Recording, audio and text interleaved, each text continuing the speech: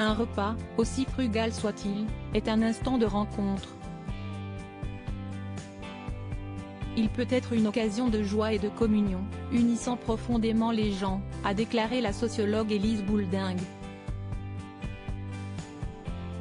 Et Jamel Debbouze, qui célèbre ce dimanche 18 juin son 48e anniversaire, ne dirait certainement pas le contraire.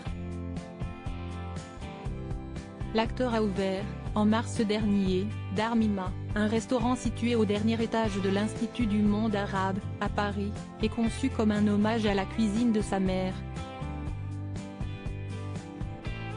Dans une interview accordée au Monde pour présenter son projet, l'humoriste avait expliqué que la nourriture lui a permis de tisser un solide lien avec les siens.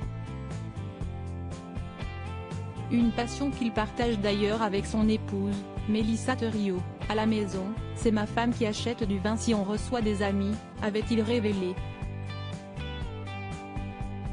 Et d'ajouter, mais entre nous, dans le couple, le vin n'est pas un sujet. Désolé, je ne peux pas en parler.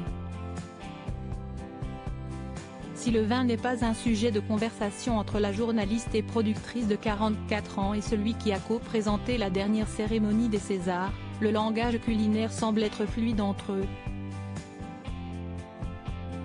D'ailleurs, c'est la pétillante brune qui a appris au père de ses deux enfants, Léon Ali, né en 2008, et Lila, né en 2011, quelques classiques de la table française. J'aime bien préparer un bœuf bourguignon ou un gratin dauphinois, des plats, parmi d'autres, que je maîtrise grâce à ma femme Mélissa, avait ainsi confié Jamel Debbouze à nos confrères. Jamel Debbouze et Mélissa Theriot, grosse fête de famille pour un événement très spécial. Jamel Debbouze et Mélissa Theriot, le secret de leur histoire d'amour solide. Si la cuisine fait partie des ingrédients du bonheur de Jamel Debbouze et Mélissa Theriot, une bonne dose de liberté s'ajoute également à la recette.